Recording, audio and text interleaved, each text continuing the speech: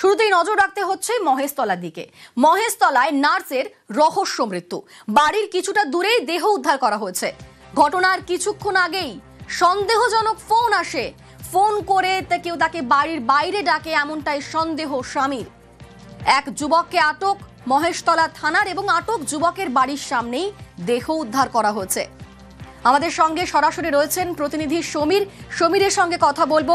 সমীর, ইতিমধ্যেই যে যুবককে আটক করা হয়েছে সে কি সেই নার্সের পূর্ব পরিচিত কোনো ব্যক্তি? তার স্বামী কি বলছে, মহিলার স্বামী তিনি কি বলছেন? তিনি কি চিনতেন সেই যুবককে?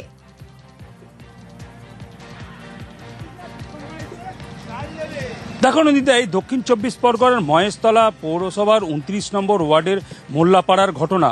যে কাল রাত্রির যখন 2টোর সময় আচমকাই ফোন আসে যে একজনের মাথা ফেটে গেছে, তাকে চিকিৎসা করতে হবে। উনি পেশায় একটা এনজিওর যে নার্সের কাজ করে, এলাকায় আরও ওরকম টুকটাক কাজ করে। যেটা ওর স্বামী যেটা বলেছে যে যখন ঘটনাটা ঘটার ঠিক আগেই ওর কাছে ফোন আসে যে আমি একটু মানে এরকম তোর ওই স্ত্রী এরকম পড়ে আছে, এরকম হ্যান ত্যান এরকম নানা রকম কথা বলে। তখন উনি যত তাড়াতাড়ি ওখানে দ্রুত গতিতে আসার চেষ্টা করে। এসে দেখে পাড়ার লোকেরাই যে এখানে বাড়ি থেকে বেশ কিছুটা দূরে রাস্তার ওপরেই একটা জায়গায় পড়েছিল, শুকনো মাটির ওপরে। কিন্তু যেটা ওদের বাড়ির লোকের বক্তব্য যে ওর গায়ে প্রচুর কাদা মাখা, জামা কাপড়ে কাদা মাখা ছিল, গলায় যে ওড়না দিয়ে ফাঁস লাগানো ছিল সে, এবং জিভ বেরিয়ে আছে। সেইটাকে তখন ওই এলাকার যারা সামনেই একটি পাশেই ক্লাব আছে, সেই ক্লাবের ছেলেরা সঙ্গে সঙ্গে ওনাকে উদ্ধার করে এবং ঘটনাস্থলে মহেশতলা থানা পুলিশকে খবর দেয়। দিলে মহেশতলার পুলিশ থানা মৃতদেহ উদ্ধার করে তাকে হাসপাতালে নিয়ে গেলে তাকে মৃত বলে ঘোষণা করে। কিন্তু এই সূত্র তার বাড়ির লোকেরা বারবার বলছে, যে থানায় অভিযোগও করেছে যে ওনাকে কোনোভাবে মারা হয়েছে, মেরে অন্য জায়গায় মারা হয়েছে, তারপরে নিয়ে এসে ওখানে ফেলা হয়েছে। সেই তদন্তে মহেশতলা থানার পুলিশ নেবে এবং পাশেই এক যুবককে আটক করেছে। এখনো পুলিশ কিছু সংবাদ মাধ্যমকে কিছু বলেনি, জিজ্ঞাসাবাদ চলছে। এবং পাশে একটি ফোন ছিল ওই মহিলার, ফোনটাকে উদ্ধার করেছে, একটু মানিব্যাগ উদ্ধার করেছে এবং আশেপাশে যত সিসিটিভি ফুটেজ আছে সেই ফুটেজও উদ্ধার করছে। পুরো বিষয়টাই খতিয়ে দেখছে পুলিশ। এই মহিলার মৃত্যু কিভাবে হলো তা জানতে চেয়ে তদন্ত শুরু করেছে পুলিশ। ধন্যবাদ সমীর।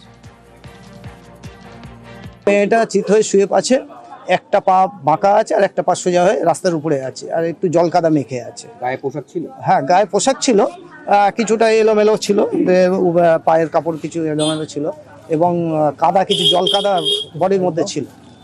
আর ফোনটা পড়েছিল, মানি ব্যাগটা পাশে পড়েছিল, আর জুতো এক পায়ে লাগানো ছিল, এক পায়ে খোলা পড়েছিল। এইটাই আমি দেখেছি। হয়তো কিছু করতে গিয়ে সুযোগ পায়নি, তাকে মেরে দেওয়া হয়েছে। পরিচিত হয়তো বুঝতে পেরেছে, চিনতে পেরে গিয়েছে, সেই হিসাবে মেরে দেওয়া হয়েছে। শারীরিক নির্যাতনের চেষ্টা করেছিল এরকম? হ্যাঁ, এটা হতেই পারে, না হওয়ার কিছু নেই। নাহলে ওইখানে নিয়ে গিয়ে মারবে, থাকবে কি, গলায় ফ্যাঁস লাগানো, জিভটা বার হয়ে গিয়েছে।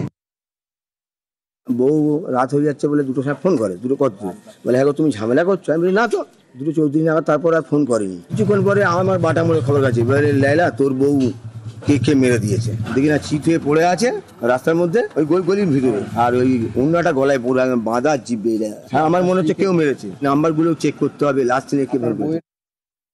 ওকে যে জায়গায় ফেলা হয়েছে ওখানে চারিদিকে বাড়ি, কোনো একদম নির্জন বসতি এরকম নয়। তাহলে যদি একটা মানুষকে মার্ডার 2-4 জন মিলেও করে, সে একটু চিৎকার করবে, তার বাঁচার জন্য করবে, সেটা কোনো কিছু এখনো পর্যন্ত তার কোনো আমরা প্রশ্ন উত্তর পেলাম না। দ্বিতীয় হচ্ছে, ওকে যেখানে ফেলা হয়েছে, মানে বডিটা যেখান থেকে রেস্কিউ করেছে পুলিশ, আমরা সেখানে গিয়ে দেখেছি সেখানে কোনো কাদা নেই, একদম শুকনো মাটি, অথচ ওর বডির মধ্যে প্রচুর কাদা লেগে আছে। ওকে কোনো অন্য জায়গায় মারা হয়েছে, মেরে ওখানে নিয়ে এসে বডিটা ফেলা হয়েছে।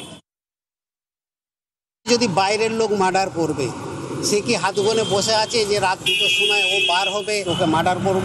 কে ফোন করেছে যদি আমরা সেটা যদি জানতে পারি, তাহলে আমাদের কেস সলভ হয়ে যাবে। আর যদি অরিজিনাল ফোন কেউ না করে থাকে, তাহলে বাইরের লোক নিশ্চয়ই মার্ডার করবে না। আর মার্ডার করতে গেলে লোকেরা নিশ্চয়ই হাতে আর্মস নিয়ে আসবে। এবার বেহালার দিকে নজর রাখতে হচ্ছে। বেহালায় মদের ঠেকে বন্ধুকে খুন বন্ধুর এবং তার বাবার। বেহালায় যুবক খুনে অভিযুক্ত বন্ধুও। বেহালার শখের বাজারে মদের ঠেকে খুন, মদের বিল মেটানো নিয়ে 2 বন্ধুর মধ্যে মারামারি এবং ঘটনাস্থলে বাবাকে ডাকে অভিযুক্ত যুবক। বাবা ছেলে মিলে আরেক বন্ধু বাপি অধিকারী তাকে রীতিমতো মারধর করে এবং হাসপাতালে নিয়ে যাওয়ার পর তাকে মৃত বলে ঘোষণা করেন চিকিৎসকেরা। ইতিমধ্যেই বাবা এবং ছেলেকে গ্রেফতার করেছে ঠাকুরপুকুর থানা। মদের ঠেকে বন্ধুকে খুন, বন্ধু এবং বন্ধুর বাবার ইতিমধ্যেই বেহালা শখের বাজারের সেই ঘটনাতে সেই বাবা এবং ছেলেকে গ্রেফতার করেছে পুলিশ।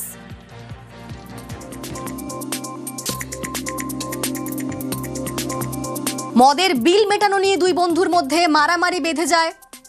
ঘটনাস্থলে বাবাকে ডাকে অভিযুক্ত যুবক। বাবা ছেলে মিলে বাপি অধিকারী অর্থাৎ যে বন্ধু খুন হয়েছে তাকে মারধর করে। হাসপাতালে নিয়ে যাওয়ার পর বাপিকে মৃত বলে ঘোষণা করেন চিকিৎসকেরা।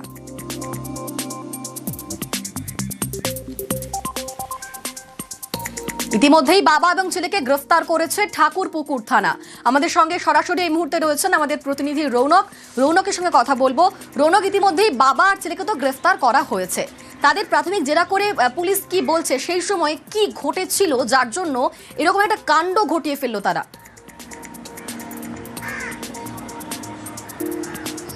দেখা একেবারে পুলিশ সূত্রে জানা যাচ্ছে যে গতকাল এই দুই বন্ধু সারা রাত ধরে মদ্যপান করে এবং ঠিক সকাল 7টা নাগাদ শখের বাজার সুপার মার্কেটের সামনে এসে এই অভিযুক্ত কৃষ্ণ জানা এবং যিনি মারা গেছেন বাপি অধিকারী দুজনের মধ্যে বচসা বাঁধে। কি নিয়ে বচসা? যে এই মদের টাকা কে দেবে এই নিয়ে প্রাথমিকভাবে তাদের বচসা শুরু হয়। তারপরেই এই কৃষ্ণ জানা তার বাবাকে ফোন করে ডাকে। বাবা ঘটনাস্থলে আসলে এই বাপি অধিকারীকে ঘিরে বেধড়ক মারধর করা হয় এবং যার জেরেই কিন্তু হাসপাতালে নিয়ে গেলে তার মৃত্যু পর্যন্ত হয়। পুলিশ ইতিমধ্যে এই কৃষ্ণ জানা এবং তার বাবা দীপু জানা দুজনকেই গ্রেফতার করেছে। তাদেরকে জিজ্ঞাসাবাদ করা হচ্ছে, কারণ সূত্রমাফা জানা যাচ্ছে গতকাল 4 বন্ধু মিলে মদ্যপান করছিল। সেক্ষেত্রে এর পেছনে আরও কেউ জড়িত ছিল কিনা বা অন্য কোনো ঘটনাকে কেন্দ্র করে এরকম মারধর করা হলো কিনা গোটা বিষয়টি কিন্তু ইতিমধ্যে তদন্ত করে দেখছে ঠাকুরপুকুর থানার পুলিশ। শুধু তাই নয়, সুপার মার্কেটে যে ক্লোজ সার্কিট ক্যামেরা ফুটেজ যেখানে এই ঘটনা ঘটেছিল সেখানে বেশ কয়েকটি সিসিটিভি রয়েছে। সেই সিসিটিভির ফুটেজ ইতিমধ্যে খতিয়ে দেখা হচ্ছে। কলকাতা পুলিশের সায়েন্টিফিক উইংস তারা এসেছিল, ভিডিওগ্রাফি করে যাওয়া হয়েছে এবং যে 3টি জায়গায় ঘটনা ঘটেছে সেই জায়গাগুলি কিন্তু ইতিমধ্যে কোঅর্ডিনেট করা হয়েছে।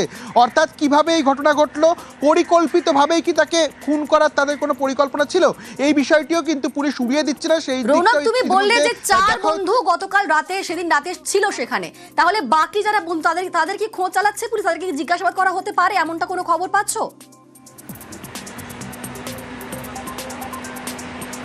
দেখো একেবারে যেহেতু যখন এই ঘটনা ঘটেছে সেখানে এই কৃষ্ণ জানা এবং তার বাবা দীপু জানা ছিল, সেক্ষেত্রে গতকাল যাদের সঙ্গে তারা মদ্যপান করেছিল তারা কোনোভাবে জড়িত কিনা বা তারা এর মধ্যে ইনভলভ রয়েছে কিনা সেই বিষয়টি কিন্তু পুলিশের স্ক্যানারে রয়েছে। প্রয়োজন হলে তাদেরকেও কিন্তু জিজ্ঞাসাবাদ চালাতে পারে ঠাকুরপুকুর থানার পুলিশ। সেক্ষেত্রে ময়নাতদন্তে দেহ পাঠানো হয়েছে এবং ময়নাতদন্তে প্রাথমিক রিপোর্ট আসলেই কিন্তু বিষয়টি খোলসা হবে যে ঠিক কী কারণে এই যে মৃত ব্যক্তি বাপি অধিকারীর মৃত্যু ঘটেছিল এবং এর পেছনে কোনো রকমভাবে অতীতে কোনো শত্রুতা ছিল কিনা গোটা বিষয়টি কিন্তু ইতিমধ্যে খতিয়ে দেখছে ঠাকুরপুকুর থানার পুলিশ। অনিন্দিতা, বেশ ধন্যবাদ রৌনক।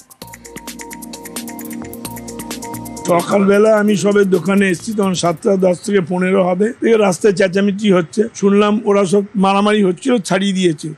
ছেলেটা যখন পালিয়ে চলে যাচ্ছিল তার মধ্যে যে মেরেছে ওকে টেনে নিয়ে গেল, দিয়ে গেটের সামনে ওকে ফেলে দিল।